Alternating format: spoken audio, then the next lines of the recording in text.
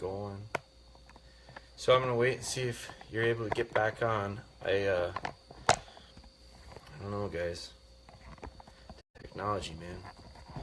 I just turned off some computers and stuff, hoping that frees up some Wi-Fi. Let's see if we get people on.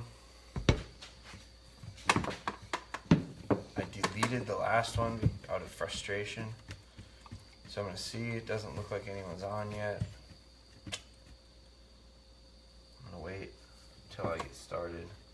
So if I can't do it live, then what I'll do is I'll film it and post it. But usually when I've been posting videos, it takes about 3 days to post one for it to load. So not sure what that is either. I do see Aaron Garlock came on. Looks like a couple people came on. Chelsea's on. Aaron is on. So we're back. So now all the girls are on.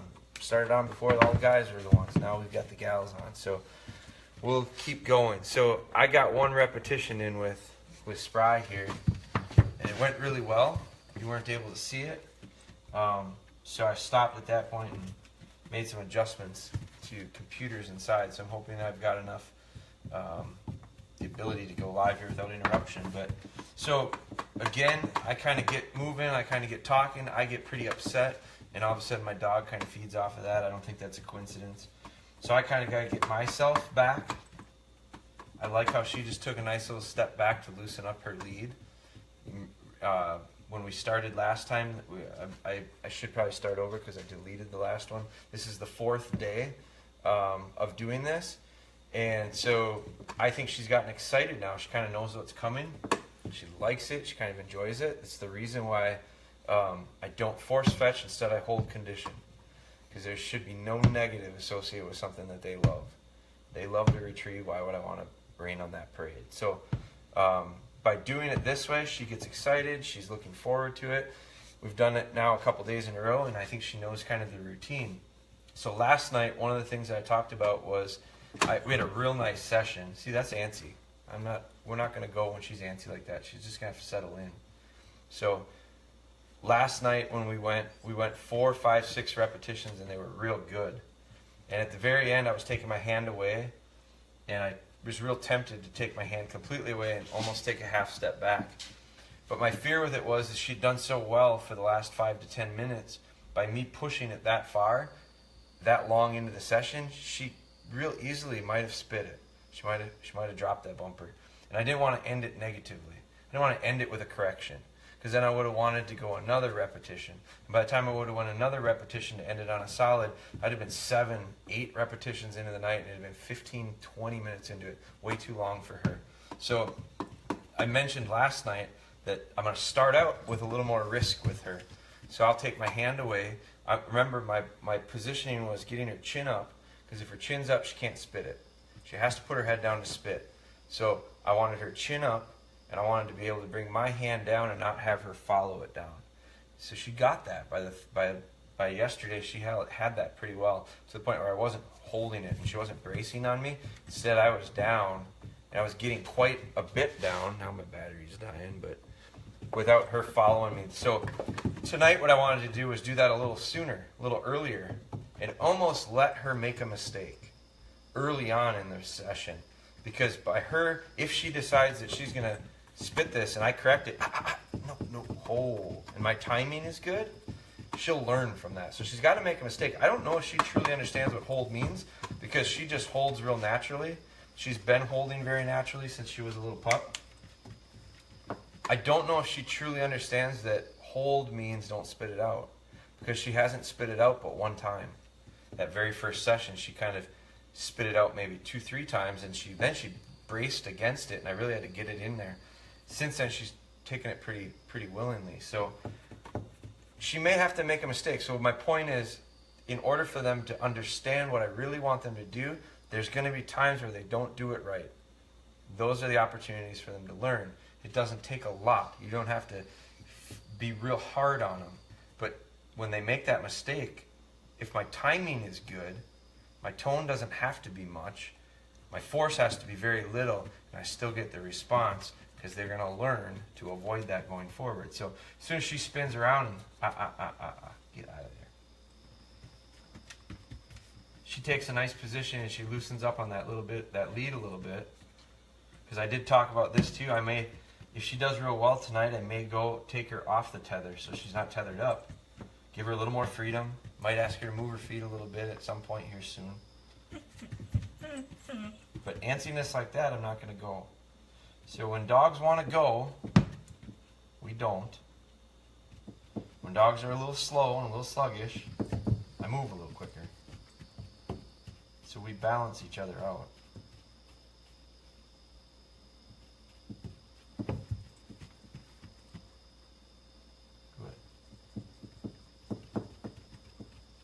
Well, you can read it all over her face. She just wants to make you happy. Good.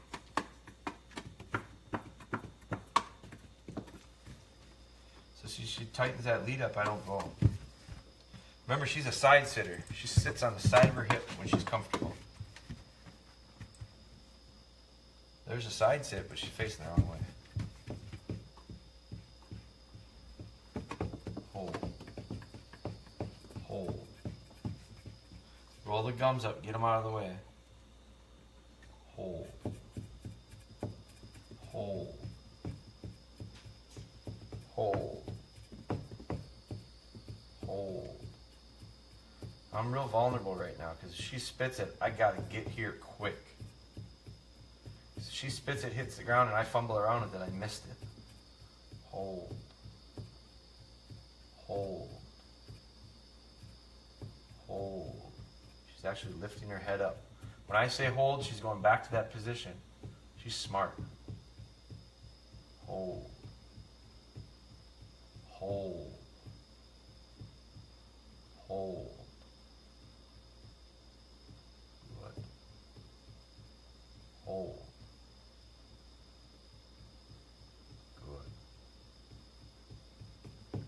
Hold. Perfect. Hold. Hold. If you could see her eyes right now, they're this big. Hold. Hold. Good. Hold. Hold. Hold. Hold. Dead. Very nice. That was perfect. She couldn't have failed any better. It sounds weird saying that, but she was perfect. She was a statue. She went, I know exactly what I'm supposed to do. She was doing it. I was really impressed with her. I moved because I had moved back. I moved in and she went like this. Just like, I know what's next. He's going to come up. And she spit it. And before it could get out of her mouth, I was there. Now, if I had missed it, it wouldn't have been so sweet. But when she got down, hold. Hold. Just the tone. Look at her change when I do that. She focuses. So by her doing that, I guarantee you she just learned something. Spit it out, and boy, that's not what I'm supposed to do. That's all it takes. They make the mistake, they get corrected at the right time, they learn from it. Hold. Hold. Hold. Hold. Hold. Same routine on this one. Hold. Hold. Hold. Hold. Hold. Hold. Hold. Hold. Good. Good. Hold.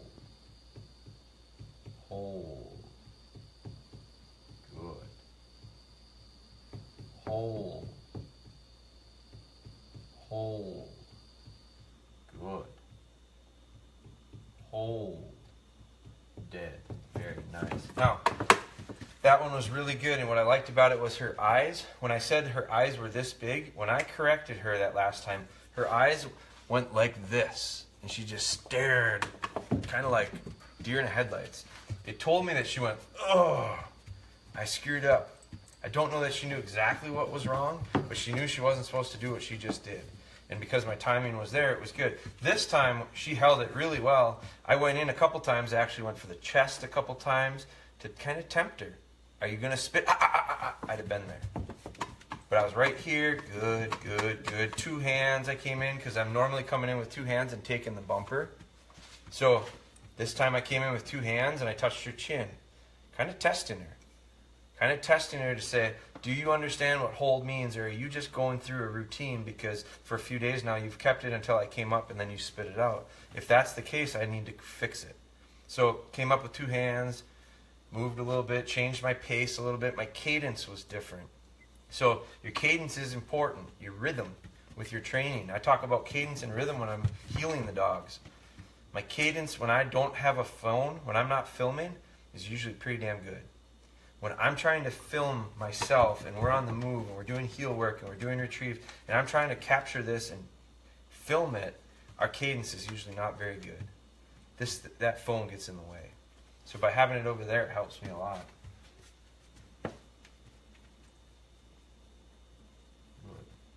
She's actually settling a lot quicker. Like, we're getting in a rhythm here. Much better than when we first started. Hold. It wasn't bad when we started, but it wasn't great. Now remember, until tonight, I wouldn't have my hands any further away than this. For the first 3 nights, I was basically here the whole time. And one night, we've gone over here. I back out of the frame. She's got plenty of room to move right now. She's got a really loose lead. She's settled. She's side-sitting for me. Her eyes are perfect. Hold. Hold. I get a little cocky and I don't pay attention to her that well, and all of a sudden her mouth looked a little loose to me. Hold. And as soon as I say that tone, hold, she knows I mean it, everything gets good again. Hold. Hold. When I'm saying hold, her head's actually coming up. It's that memory of when I did this for 3 days straight. Hold. Hold. Nice and high. And if she put her head down, I brought it right back up. Hold. So now as she settles in and I say the command, hold. Hold. Hold. It'll actually come up slightly. Hold. That's about perfect. Hold. Hold. Hold. Very nice. Hold. Get it up there a little bit. Hold. Hold. I wouldn't dare do this 2 nights ago. Hold. She just spit it. Hold. Hold. 2 hands. Hold. Notice my change in voice when I do that. Hold. I'm not trying to trick her. Trying to get her to understand. I don't care what it looks like. 1 hand, 2 hand, left hand, right hand, doesn't matter. Hold. You're holding until you hear that D word. That D word has a distinctly different tone. Hold. Hold. Oh, that was very good. Hold. Hold. Hold. Dead. Very nice. The change of tone makes sense to her. Like, she just showed me that. Change of tone makes sense. She hears dead. I'm giving it to you. Hold. Hold. Dead. And she drops. So my motion was the same on purpose. My command was different. And it was to see if it clicked. See if it makes sense. One more and then I'm out of here. It's a nice little session. Real nice tonight. Biggest jump we've made. So the 7-day challenge that I talked about, I gotta get through this. Hold. Hold. Hold. Hold. Hold. hold, hold. Look at that chin go up. Hold. Good. Hold. Hold. Very good. Hold. Very good. Hold. Hold. Hold. Hold. Boy, she's thinking. Those eyes are getting big. She's going, what is he doing? Hold. Very good. Very good. Hold. Hold. Hold. Hold. Very good. Hold. Hold. That's it. Dead. Very good. That's it for tonight. Now, what I was saying was 7-day challenge. The reason I like 7-day challenges are when you start at day 1 and you go 2, 3, 4, 5, 6, 7, and you film it every day or take a picture of it so that you can remind yourself of it.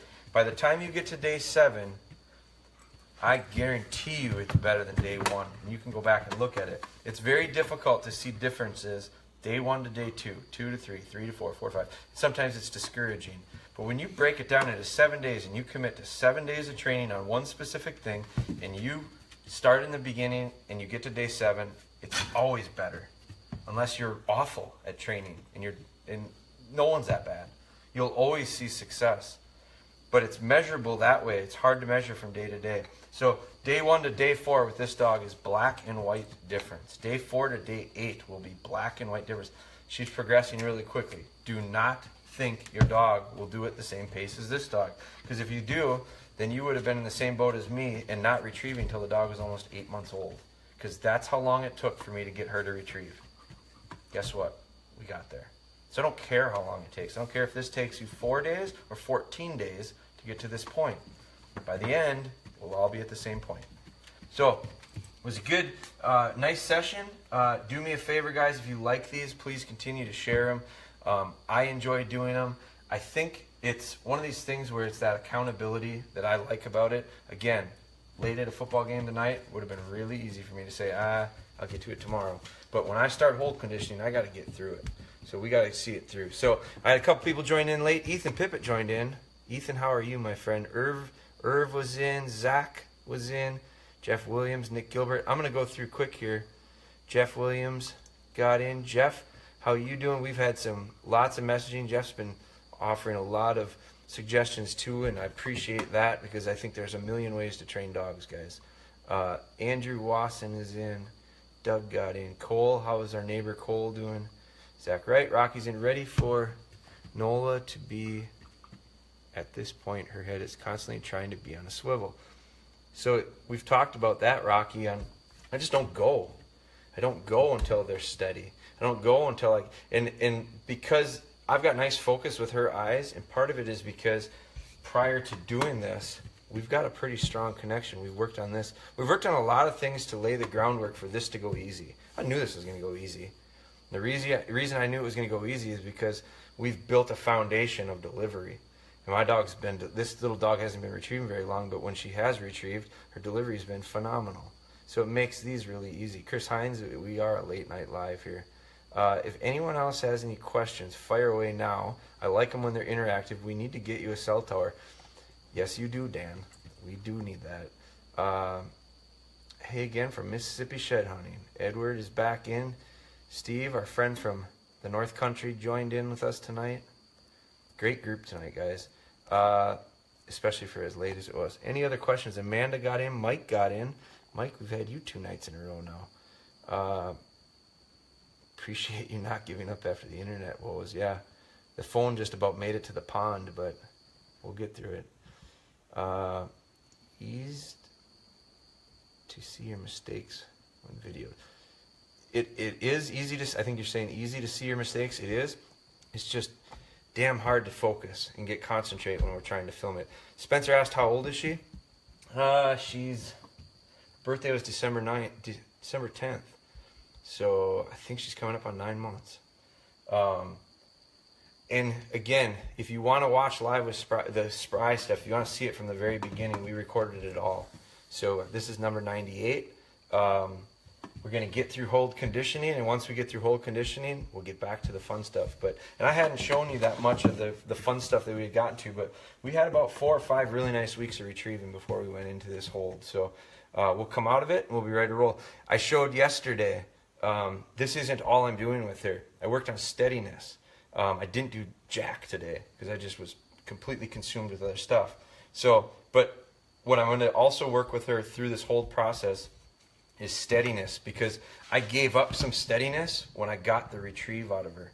So I give and take a little bit, but I'm always trying to find some balance with it. So I gave up on, I didn't give up on it, but I let her get a little sloppy with her steadiness, and all of a sudden her retrieve started coming, and I just kind of let that go. I let it go, to the point where now it got to be a little bit much. She broke on me a couple times and off lead, and I'm just not going to allow that. So now when I have this hold conditioning and we're not retrieving during hold conditioning, no retrieves. So now I'll go back to steadiness. So I showed that yesterday. Lots of denials, and I had her honoring other dogs making retrieves. We'll be doing a lot of tracking work. This is a great time to do some tracking work. We're 3 weeks away from our season opening up for Bo. She will track deer this year. She'll find dead ones. The reason I say that is because I won't put her on any that I don't know are dead. So we're not going to set them up to fail. We're going to set them up for success and give them a lot of experience. So I'm working on tracking stuff about once a week. I'll put her on a track, simulate a trail. About daily or every other day, we'll do some type of a nose work activity. Scented tennis balls rolled into the grass, different stuff. So hold conditioning is not the only thing we're doing, but it is something that we're focusing on and we're going to knock out through the lives. So that's enough for tonight. I got my Wi-Fi back. My husband and I are really loving these videos. We're trying so hard to train our little pup, but getting so frustrated with the puppy stage and high energy. She bites everything, even our hand, when we try to pet and praise. How do you deal with that? Don't reach down and pet and praise. What are you petting and praising for? So when you got dogs that are too excitable, so Amanda, that's a great question, and I think it's a question that a lot of people struggle with. Dogs that get too excitable. When she gets too excitable, we don't do anything. The dog has to learn to understand that they got to be patient. They have to develop patience with everything. That means with eating, with going to the bathroom, with getting out of their kennel. So these little pups, you can start developing that patience early. You watch the video. Are you working on dog being patient to come out of the kennel? Because that's important. You can do that when they're about 8 weeks old. Sit before we go outside to go to the bathroom. Sit before we come back in the door.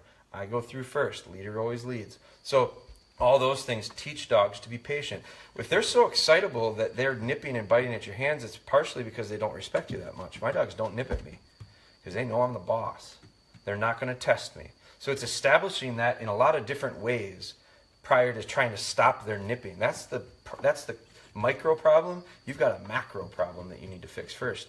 You fix the macro, you won't need to fix the micro because the micro won't be there. So with the nipping and biting, and when you go down to pet and praise, don't pet and praise. It sounds like you're boiling the dog over the top. So you don't have to physically pet it to tell it it's good. If it understands praise by saying good, and the little tail starts to wag, that's enough. Don't overpraise stuff. You don't need to. Don't spin them up. So yes, she sits and comes out of the kennel patiently, and she waits to eat like you train. Perfect. So those are 2 nice little drills. Now make her sit and be patient to do everything. If she comes up to you and she's so excited and wants to jump up and bite at your hands, you make her sit. And when she does sit, say, good. That's it. She did what you wanted to. Make sure she understands that's your praise. Because my dog doesn't need this to know I love her. This gets her to boil over. So good. And if it gets to be too much, look at the difference in the dog's body language based on a little bit of tone. She's very excited right now. You are such a good girl. That's a good girl. That's a good. You're so good. You're so. Good. Very good. See how just a simple little bit. It's so minute. But I think a lot of times we get we create dogs that are a little too excited because of how we go about communicating with them. So I got the coming out of the kennel down. Good. So, Amanda, be patient. So that's the other thing. How old is your dog, Amanda? First off, I love that you're loving the videos, and I appreciate you watching them. But getting so frustrated with the puppy stages and high energy. Lots of exclamation points in there. So when I read that, I literally read it, and I'm trying to pick up things. Your frustration levels are probably pretty high. I'm a dog whisperer. Psst, psst, psst, psst, psst. I've never watched that show. I've heard about it, but I've never watched it. So when I read your, here's what stands out. I read your thing. There's caps. You've spelt words with all caps. You've used lots of exclamation points. So you are frustrated. Words like frustration, words like panic, words like, I get those all the time. The first thing I say is take a step back and realize, I just saw your answer, 11 weeks old. You've had the dog for a month max, right? It's a puppy. Patience. Patience. And then more patience. Because if you get so stressed out about this, it's not going to be any fun. I enjoy the process more than I do the end product. And once you figure out how to enjoy that process, boy, it really gets to be kind of enjoyable to train a dog. But when we're stressed out and frustrated with it, who wants to do it? Not me. So you really got to just take a step back and go, I got an 11-week-old puppy. Your puppy is equivalent to like a 2-year-old kid, and you want him to, be behaving maybe more like a 4-year-old kid. Well, there's a big difference between a 2-year-old kid and a 4-year-old kid. You just got to get through, like right now, you're just trying to get, if you've got a little baby, you're not trying to train it to walk. You're trying to teach it to sleep, like take naps. Like that's where you're at with training right now. Without chew toys, how do you occupy the pup's time when not training? They don't need toys. Chew toys create chewers. So that's a tool. It's a training tool. It teaches dogs to chew. What do I do to occupy them? I put them in their crate, or I put them in place, or they're with me. That's it. And I never have a dog that wants to chew stuff up. It's because I don't train them to chew. So they don't need a lot. If you give a dog a 10-acre enclosure to live in during the day, you know what he'll do? He'll curl up in a ball next to the gate and wait for you to come home and sleep. He doesn't need that. By me putting him in a crate, it's not punishment. It's a safe place. I leave the crate open. They go in and lay down because it's their place to get away. So we're careful not to use it as punishment. So without chew toys, put them in their kennel. They'll sleep. Good point. Thanks much for that. What do you think of having both a hunting dog and also getting her into search and rescue? We have someone that is really interested in getting Valerie into that. Hunting's hunting. Search and rescue is hunting. It's nose work. So tracking, upland, gun dog, shed, therapy, service, you name it. Anything you do with your dog. It all takes the same foundation, and then it's specific skill sets that we build in. Search and rescue is what? It's nose work. What's hunting? Nose work. I would use retrieve as reward for a search and rescue dog. That's what I do with these guys. I could call these guys search and rescue. They're just finding deer. So totally think it's doable. I recommend it. I'm a big fan of athletes are better athletes by playing lots of sports. I think kids get to become better athletes if they play 5 sports throughout the season than focus on one. And I think dogs are the same way. I think the more they hunt, the better they get at hunting. And I think the hunting has so much crossover. How long have you been working with dogs? It didn't come overnight. I didn't get serious till I was in college. That was 2-3 years ago. No. It was probably, that would have been like around 2000, 98, 2000, somewhere around there. Cam Cutters, how do you get them more comfortable with the crate? My 17-week-old will go in, no problem at night, but is still unsettled, trying to get used to it during the day as a safe place. Well, one of the things I do is, we've had another person that was having some struggles with this. One of the things I would do is make sure that you get them enough exercise before you kennel them. Take them for a walk. Get something that they get some type of work in. And then I like to cover them up. I've got a puppy inside right now, Moja, who is a little unsettled in her kennel tonight. So I have a blanket over it. I think that seems to help him out a little bit. And when you say kennel, I'm talking crate. I'm talking like a pet porter. So that helps them settle in. I think not having it in the middle of the living room with a lot of distractions helps. So your physical setup, if you go back and you watch some of the Live with Spries where we did some calls with Nicole from Minnesota, Nicole had some struggles early on with the kenneling, and I think it had everything to do with the way her kennel was set up. Location, where it was, how she was getting the dog outside in time to not have an accident. So, but I think your setup can help you, or it can hurt you.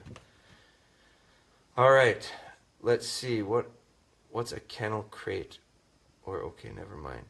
Just like a box, just like a pet porter. What if they tear up the blanket on top of the crate? Yes, you have to be careful of that because they'll reach out and they'll pull it in. So you got to figure out a way to get something that they can't get at, or prop it up. Get creative. Take a 2x4 or something that sticks out a little bit further on each side of the crate and drape it down so that there's a space between the thing and the kennel, and they can't get at it. Trust me, I've seen it all, man. I've seen them pull them in before. So you just got to figure out ways, Zach, get creative, think outside the box a little bit. But by taking that and covering it, it seems to give them a sense of it's a pretty safe, quiet, dark place. They seem to settle in. But I think some of it could go to how much activity are they getting? Are they a little bit full of energy? So, all right, guys, I got to run. It was a good night. Lots of good questions. You have the crate in the kitchen, so place it more out of the way. Absolutely. A back room. We put them in our mud room. It's totally out of the way. They don't see a lot of action in there.